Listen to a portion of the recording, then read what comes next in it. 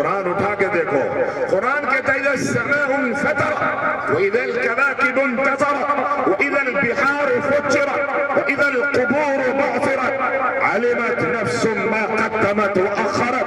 انتظار کرو، اللہ رب العزت قرآن میں فرماتا ہے ایسا وقت آئے گا بیوی شوہر کو بھول جائے گی، شوہر بیوی کو فراموش کر بیٹھے گا، ماں اور باپ کے رشتے ٹوٹ جائیں گے اور لوگوں کوئی کسی کے کام نہیں آئے گا۔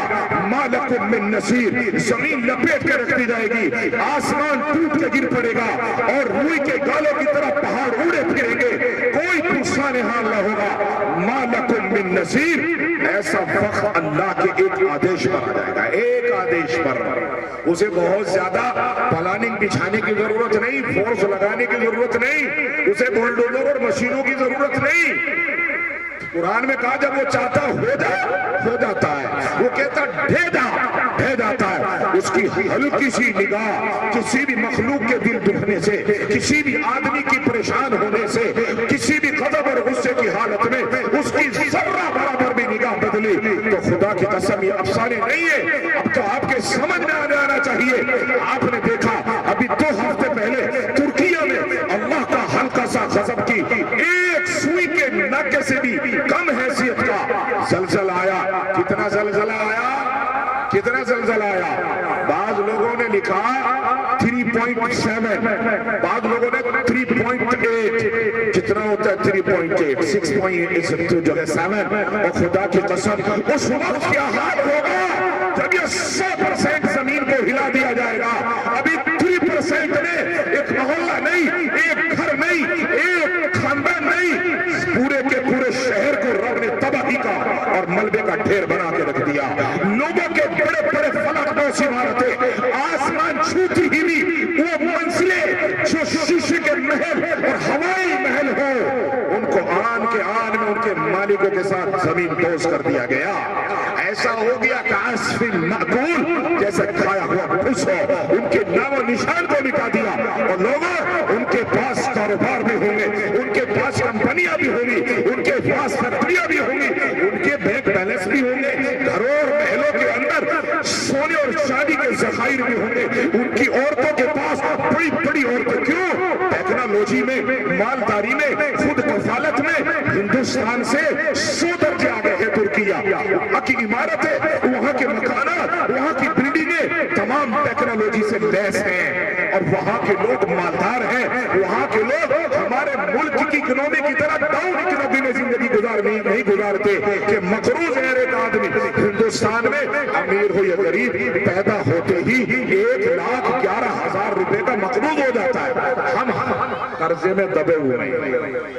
1,11,000 روپے کا آپ کا بچہ پیدا ہوتے قرضے میں دب جاتا ہے۔ آج پیدا ہو جائے فوراً اس پر 1,11,000 کا قرضہ ہے، چکانا ہے آپ کو۔ وہاں کی پبلک پر کوئی قرضہ بولو نا بھائی نہیں ہے۔ کتنا ترقی یافتہ ملک ہوگا، جھٹکا لگا، اور جھٹکا بھی کتنے لگا؟ 3.7۔ کتنا معمولی جھٹکا ہوتا ہے، اور تمام بلڈنگوں کو قبرستان میں تبدیل کر دیا، پلٹ کے رکھ دیا۔ بعض خاندانوں کا ایک بچہ بھی نہیں بچا، بعض خاندان کے سارے لوگ مر گئے۔ پیدا ہوتے ہی بچی کو رب نے بچا دیا، اور بچانے والا کون ہے؟ یخرج الحی من المیت ومخرج المیت من الحی۔ ایسے ذلیل ہوئے بعض لوگ کہ رب کی قسم ان کو کائنات میں عزت دینے والا کوئی نہیں ہے۔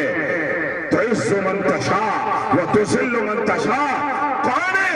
رب کی قسم سائنٹسٹ اور جینیٹک سائنس والے حیران اور شرمندہ ہیں، پریشان ہیں کہ 12 دن کے بعد، 10 دن کے بعد ملبوں سے بچے زندہ نکل رہے ہیں۔ کون کھلا رہا ہے؟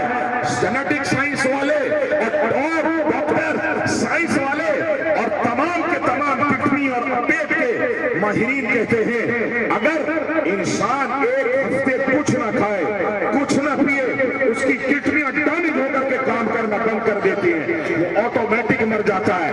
لیکن حیران ہے، حیران نہ ہو، حیران ہونے کی ضرورت نہیں ہے۔ اللہ نے فرمایا ہے میں جس کو چاہتا ہوں غریب کرتا ہوں، میں جس کو چاہتا ہوں مالدار کرتا ہوں، میں جس کو چاہتا ہوں زندگی دیتا ہوں، میں جس کو چاہتا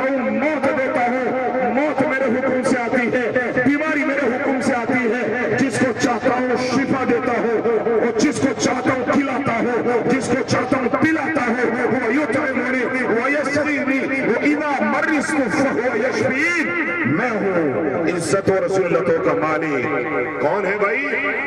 الہ مع اللہ، اللہ کے علاوہ کوئی دوسرا ہے؟ بولو، ہاتھ اٹھا کے کہو اللہ کے علاوہ کوئی دوسرا نہیں ہے۔ بس یہ یقین پیدا ہو جائے نفع کا مالک بھی وہ ہے، نقصان کا مالک بھی وہ ہے، عزتیں بھی وہی دینے والا ہے، ذلتیں بھی وہی دینے والا ہے، مال بھی وہی دیتا ہے، اور فاقے اور غربت بھی انسان کو وہی کرا کے دیتا ہے۔ ہم نے اپنی زندگی میں دیکھا بڑے بڑے زمیندار، بڑے بڑے مالدار، ہم نے خود اپنی زندگیوں میں دیکھا ہے کہ وہ کٹورا لے کر بھیک مانگ وہ دوسروں کے محتاج بنے پڑے ہیں۔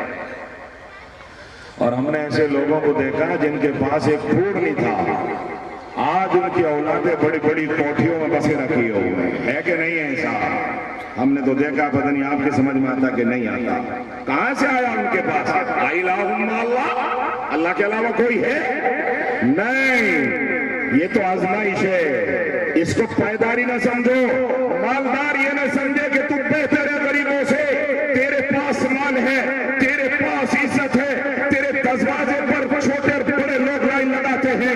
غریب اپنے آپ کو مایوس نہ سمجھے کہ تو غریب ہے، تیرا رشتہ اچھا نہیں آتا، تیرے بچوں کے رشتے اچھے نہیں آتے، تجھے کوئی دعوت میں نہیں بلاتا، نہیں، اور غریب مایوس ہونے کی ضرورت نہیں ہے۔ تو بھی اللہ کے نزدیک ممکن ہے اس مالدار سے زیادہ حیثیت رکھتا ہو، اللہ کے یہاں غریبی امیری کی کوئی حیثیت نہیں۔